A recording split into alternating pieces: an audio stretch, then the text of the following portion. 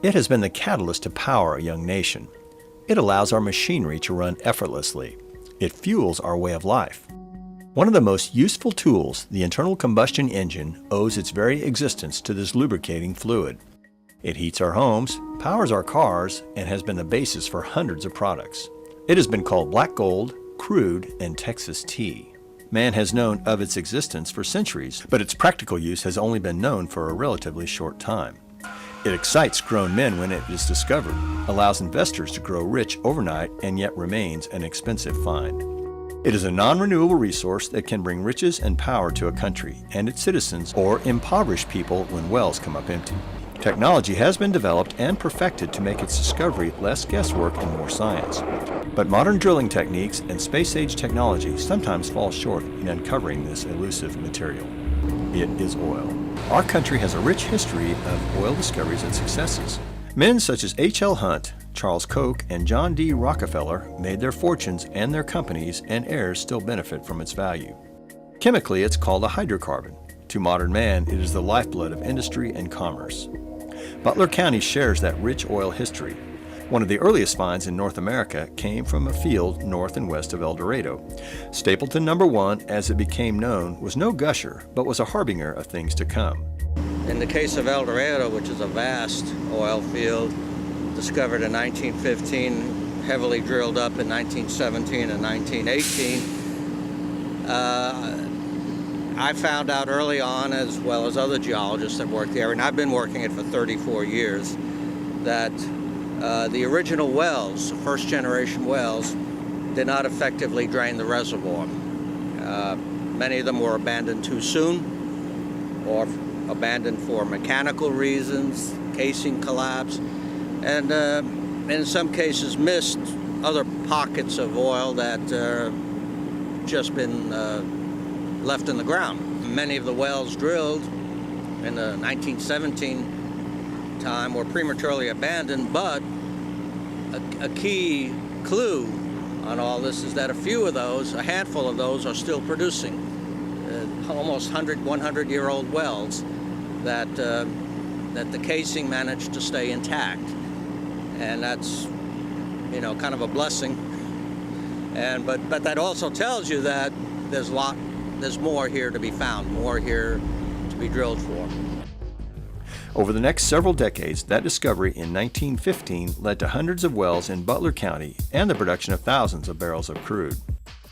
That rich oil history is still reflected today in lavish homes that dot the El Dorado landscape. But ghost towns such as Oil Hill are stark reminders of the boom and bust cycle that exists in the oil patch.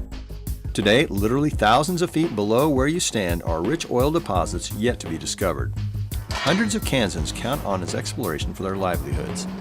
This is a story of how that great potential becomes a reality due to the hard work of many dedicated geologists, roughnecks, and investors.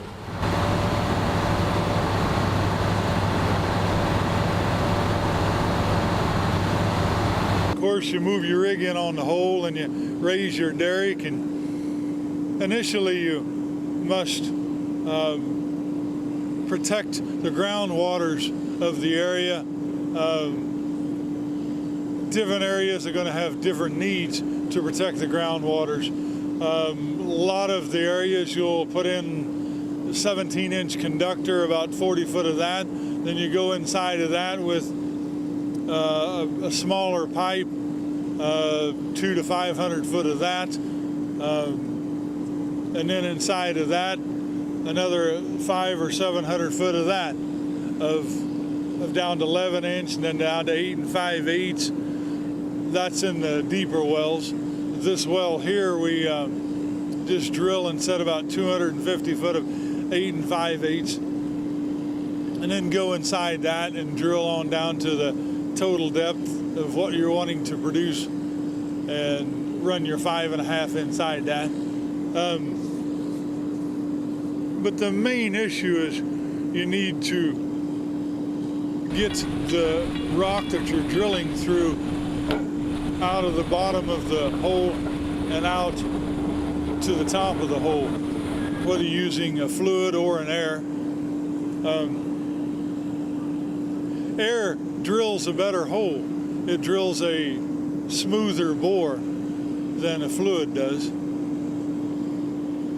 My job is to see that these fluids are in shape, and when they want them to be drilled there, they need to be there. And some wells you'll drill down to say 5,000 foot and run into water on an air rig. The water will make mud of the rock that you're drilling through, so you must begin injecting a soap solution in with your air to make and to bring the cuttings out of the hole. This soap solution is a foam, and if it's white, it's right. You have enough soap going in the hole with your air. If it's not white, then you don't have enough. If it's too thick, you have too much soap. It takes a little bit of a balancing there, practice. It's all been a learning process of getting to wander and learn how things are done differently across this country. I only wish I'd had the discipline to explore more.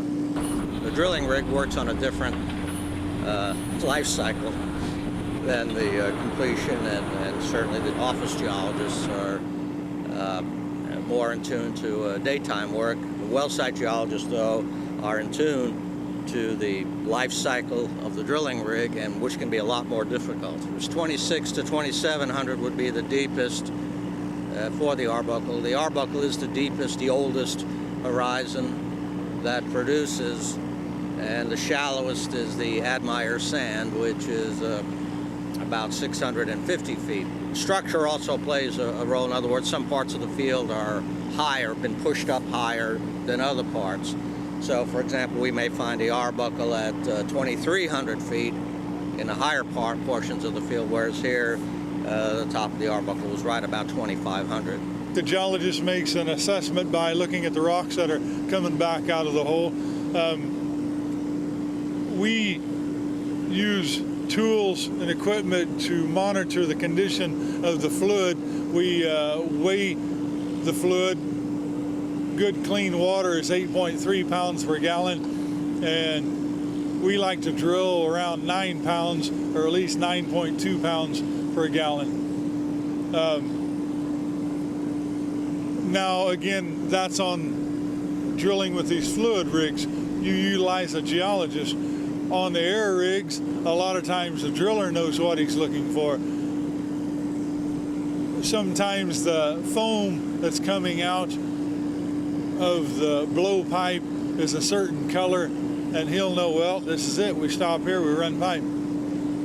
Depends on where you're at. It's going to vary. We'll log this well, and then we'll run this 5.5-inch long stream here behind us. And inside of that, once we get it run and cemented, they'll run production rods and tubing to pump the oil out.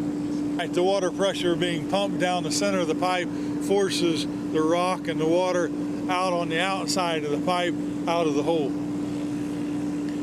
Your fluid will travel down the center of your pipe, and then the fluid comes out the bottom with a bit and travels back up on the outside of the pipe.